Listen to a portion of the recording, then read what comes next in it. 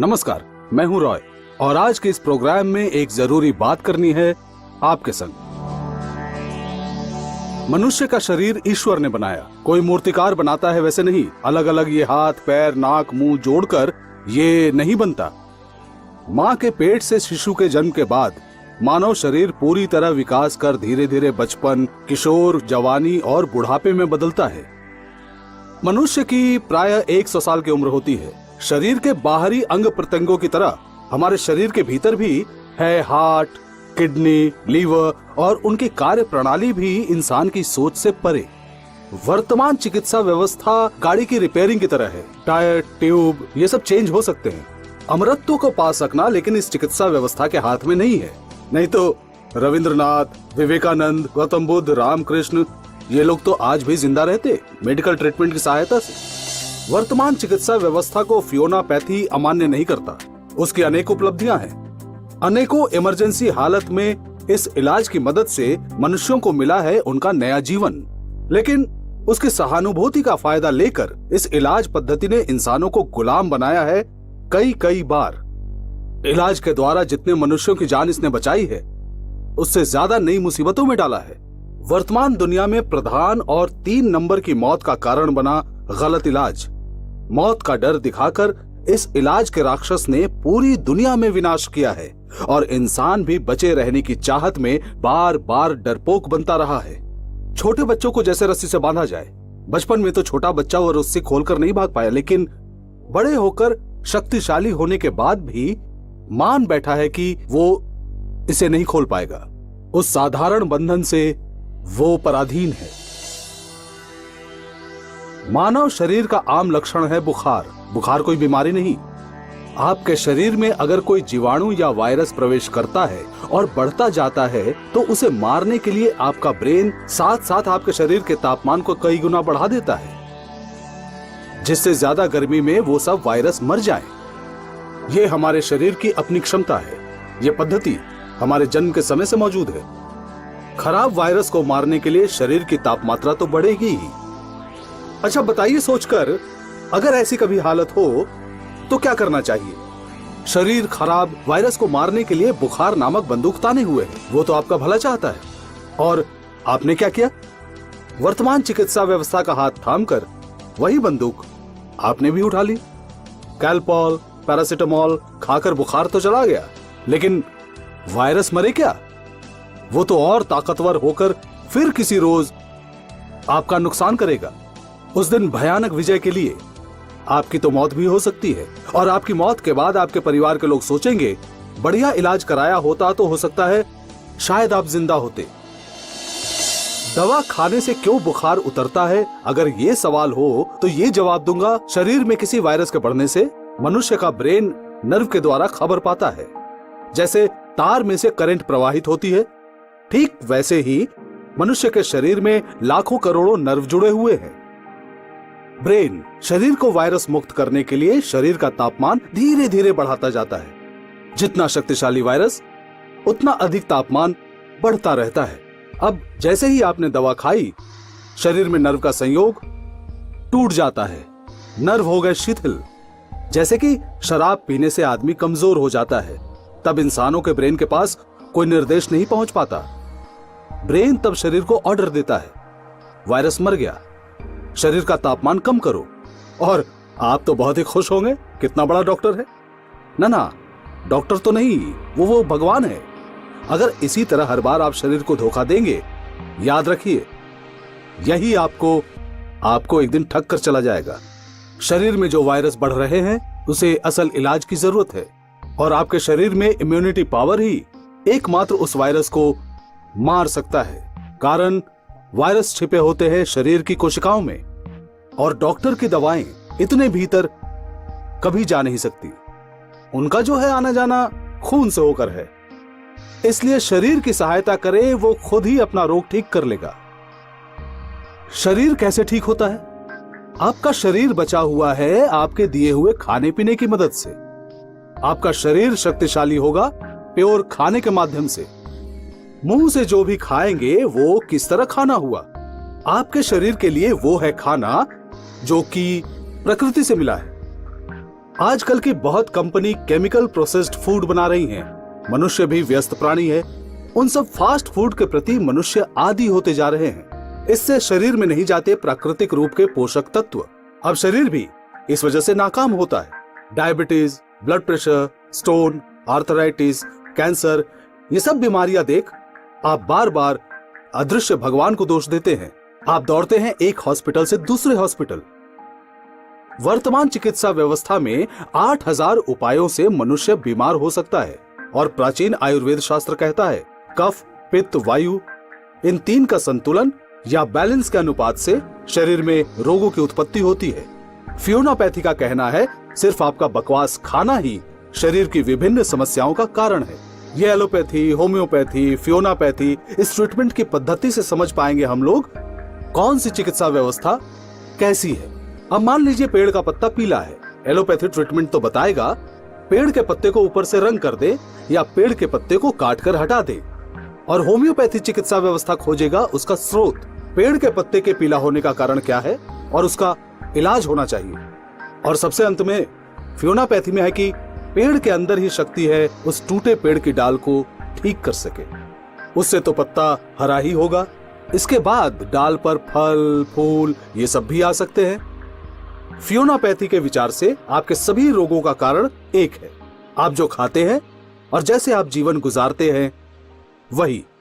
Allopathy चिकित्सा की पद्धति अलग है। घुटनों के दर्द को कहेगा आर्थराइटिस, सर में हुआ तो कहेंगे मेनिंजाइटिस, सीने में हो तो कहेगा फेरेंजाइटिस, लीवर या आंख में हो तो उसका होगा एक और नाम। रोग लेकिन है एक, ब्लॉकेज। मतलब आपके शरीर से होकर खून बहते बहते किसी एक जगह आकर अटक जाता है। एक ही रोग के 1000 नाम, और जितने हैं नाम उसकी उतनी ही दवाएं, और फिर एक ही दवा की कितनी कंपनियां हैं। आप भात को राइस बोलिए या भात ही बोले या अन्य कोई नाम दे, उससे भात का रूप तो कैसे भी नहीं बदलेगा। वर्तमान चिकित्सा व्यवस्था ने भी वही किया है। अगर आप राइस बोलेंगे तो उसकी एक दवा, अगर आप चावल बोलेंगे तो उसकी एक और दवा, और अगर कहा भात तब देंगे और एक दवा। फियोनापैथी का कहना है कि आप राइस कहें, भात कहें या चावल बोले, खाना ही होगा जब भूख लगेगी। नाम से क्या आता जाता है। मनुष्य अगर मर जाए तो वो किसी दवा से भी वापस नहीं आता। जिंदा रहते समय ही जिंदा रहने की कोशिश करना हमारे इलाज पद्धति का काम है। आजकल ब्लड प्रेशर हो तो डॉक्टर के पास आप अगर जाएं तो वो पहले प्रेशर चेक करेंगे।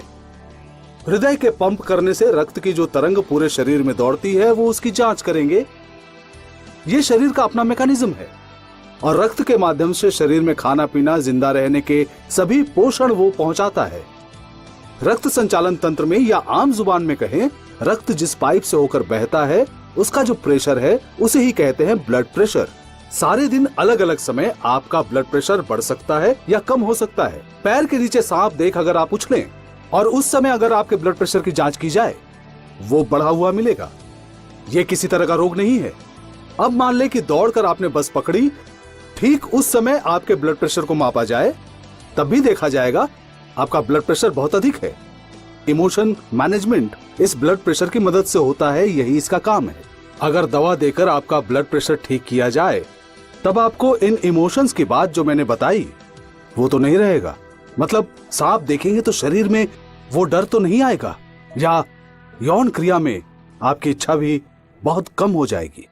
इसका कारण आपके हृदय की कार्यक्षमता को कम कर दिया है वर्तमान चिकित्सा व्यवस्था ने। दिल में किसी के लिए भावना हो तो फिर वो अनुभूति पहले जैसी नहीं रहेगी। ब्लड प्रेशर बढ़ता है, लेकिन क्यों?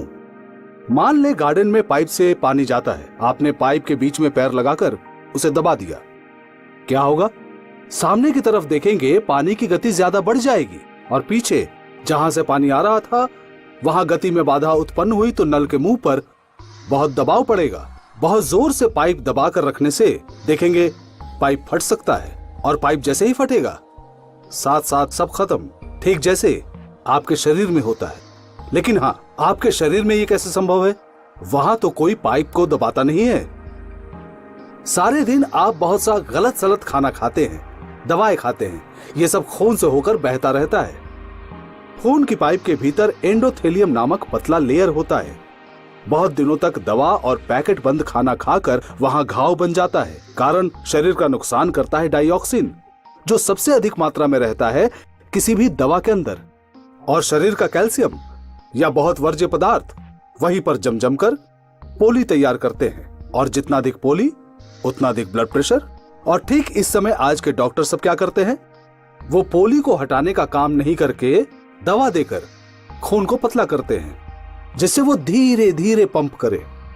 अब आप ही सोचिए, शरीर का पोली तो हटा नहीं, उस तरफ हृदय के स्वाभाविक काम में बाधा दी गई, और उससे भी ब्लड प्रेशर अगर न कमा तो और भी शक्तिशाली दवा देकर उस दिल को आहिस्ता आहिस्ता चलने दिया गया। और उसका परिणाम मैं क्यों बोलूं, आप ही बोलिए। यहां पर फियोनापैथी वो पोली हटाने का काम करता है। अब आप पूछेंगे किस प्रकार? शरीर में लाखों मजदूर रोज मरम्मत का काम करते हैं, जिसे हम जानते हैं इम्यूनिटी के नाम से। फियोनापैथी इस इम्यूनिटी को जगाएगा, उसे और भी शक्तिशाली करेगा, और फिर वो खुद ही उस पोली को साफ कर देगा। और भविष्य में फिर पोली ना जमे वो उसकी कोशिश भी करेगा। क्या अब तो आपको ट्राई करके देखेंगे फियोनापैथी, है ना? आज जिस वर्तमान हालत में आप हैं उसके जिम्मेदार हैं आप खुद ही। जिस मारक रोग ने आपको जकड़ा है उसका पहला और मुख्य कारण है आप खुद। शरीर को बनाया है कुदरत ने, उसकी अपनी क्षमताएं हैं, उसे अपने बनाए भोजन से ही मिलती है जीवित रहने की शक्ति। लेकिन भूल खाना खाना और अधिक मात्रा में खाना मुसीबत में डालता है आपके शरीर को। आपके शरीर को अगर रोग मुक्त करना है तो फियोनापैथी 3 हफ्ते तक आपको इस्तेमाल करना होगा, और इस्तेमाल का तरीका भी आपको मानना होगा, एकदम जैसा बताया जाए। यह फियोनापैथी कैसे काम करता है समझाता हूं। लंबे समय का गैर जरूरी भोजन जहर जैसा जमकर आपके शरीर में पोली बनाता है। भूल खाना खाना और जब तब दवा खाने से शरीर की विभिन्न जगहों में ब्लॉकेज बनाता है। उस कारण आपका शरीर उसका स्वाभाविक काम नहीं कर सकता, और उस कारण शरीर के संचालन तंत्र में दोष दिखता है। सबसे पहले आपको सीमित भोजन करना होगा, जिससे पुराना अपचा पदार्थ आपके शरीर से निकल जाएगा, और इस काम में मदद करेगी फियोनापैथी। ध्यान रखें, इन 3 हफ्तों तक आपको खाना होगा शाकाहारी भोजन, और उसके साथ बहुत सारी साग सब्जी और फल। लेकिन क्यों? कारण ये फल वल शरीर मात्र 3 घंटों में हजम कर लेता है। चावल दाल की हजम क्षमता प्राय 16 घंटे, और मछली, मांस, अंडे, दूध, घी, छेना, पैकेट बंद दूसरे खाद्य हैं, उन्हें खाने पर हजम करने में लगते हैं 24 घंटे या उससे भी अधिक समय। उस कारण प्रति 2-3 घंटे के अंतर पर आप जो भी खाते हैं वो अतिरिक्त खाना शरीर में सड़ता है और गंदगी में बदलता है, और लंबे दिनों तक इस तरह की गंदगी जमकर आपके शरीर की अपनी कार्यक्षमता को बर्बाद कर देता है। और उसके कारण ये blood pressure, blood sugar, kidney में पत्थर, गैस, खट्टी डकार, बीमारी, घुटने का दर्द, अनिद्रा, यौन क्षमता, तनाव, डिप्रेशन, कैंसर, हजारों जानलेवा बीमारियां घेर लेती हैं। और शरीर को बहुत वक्त लग जाता है खाना पीना पचाने में। शरीर को अपने ही हीलिंग प्रोसेस के लिए समय मिलता ही नहीं। प्रत्येक अंग को आराम की जरूरत है। लेकिन आप सोचिए, आप शरीर को जो अतिरिक्त टॉक्सिन युक्त या जहरीला खाना हर रोज देते रहते हैं, उन्हें हजम करने के लिए शरीर को सारा दिन व्यस्त रहना पड़ता है। और उसका असली काम यानी फिर से शरीर को स्वस्थ करना, उस काम में शरीर एकदम असमर्थ होता है, और उससे होती हैं शारीरिक समस्याएं। इन 3 हफ्तों में आपके शरीर को जैसे कि पूरा समय मिले उसके पुनर्गठन के लिए, तो आपका भोजन होना होगा शरीर का पहचाना और सादा। ये 3 हफ्ते सुबह में आपको खाना होगा केवल पर्याप्त मात्रा में कोई भी फल, जैसे कह लें आम, केला, पपीता, एप्पल, तरबूज, अंगूर, सफेदा, अनानास, नारियल, और कोई भी 3 तरह के मौसमी फल जो आपके सामर्थ्य में हैं। दोपहर को खाना होगा जितने भी मौसमी वेजिटेबल्स हैं जो आपको उपलब्ध हो सके, वो हो कच्चे या हल्के पके, चाहे जैसे भी हो। जैसे कि आप कच्चा खा ही सकते हैं, जैसे कि ये खीरा, टमाटर, बीट, गाजर, भुट्टा, हरे मटर इत्यादि। और अगर आपको हल्का पकाकर खाना हो तो कैप्सिकम, ब्रोकोली, प्याज कली, ओल गोभी, परवल, भिंडी, मशरूम, बेबी कॉर्न, फूल गोभी, बीन्स, बीट गाजर, बरबट्टी, लौकी, पपीता, ये सब। कितना खाएंगे? अगर आपके शरीर का वजन है 70 किलो तो उसका 1% यानी 700 ग्राम होगा आपका ब्रेकफास्ट। दोपहर और रात को साग सब्जी मिलके होगा 700 ग्राम। और इसके बीच अगर आपको कभी भूख लगे, अंकुरित चने, मूंग, बादाम, नारियल ये सब खा सकते हैं। और इन 3 हफ्तों तक आपको बंद रखना होगा एनिमल फूड, जैसे कि मछली, मांस, दूध, घी, छेना, मक्खन, अंडे और पनीर। इन 3 हफ्तों में इतने दिनों की आदत से पुराने खाने के लिए अगर आपका मन मचलता है, फियोनापैथी में जो खाना है वो खत्म कर आप खा सकते हैं। जरा सी उबली दाल, अच्छे से पकी हुई कोई सब्जी, मसाले के बिना, थोड़े से परिमाण में। इसके blood pressure, blood sugar, gas, acidity, इधर उधर का दर्द, दिल का धड़कना, अनिद्रा, स्ट्रेस, अक्षमता, ये सब कुछ गायब हो जाएगा। अगर फियोनापैथी का अक्षरशः पालन करें तो बस कुछ दिनों में आपका 10 साल पुराना ब्लड शुगर पूरी तरह नियंत्रण में होगा। जो नियमित ब्लड शुगर की दवा लेते हैं वो 3 दिन में ब्लड शुगर चेक करें। 150 से 200 ब्लड शुगर हो तो दवा लेना कम कर दें, नियंत्रण में आ जाए तो बंद कर दें। और जो है टाइप 2 ब्लड शुगर पेशेंट, फियोनापैथी के साथ जुड़े रहें तो इंसुलिन लेना होगा कम मात्रा में, या ब्लड शुगर चेक करें। अगर 150 से 200 के बीच ब्लड शुगर रहे, इंसुलिन को सामयिक रोककर ब्लड शुगर चेक करें। इसी प्रकार हाई ब्लड प्रेशर नियंत्रित होगा 2 से 3 महीने में। चर्बी का घटना, एसिडिटी, अनिद्रा, दर्द, पेन, स्ट्रेस, यौन अक्षमता, कैंसर के लिए भी आसान समाधान दे सकता है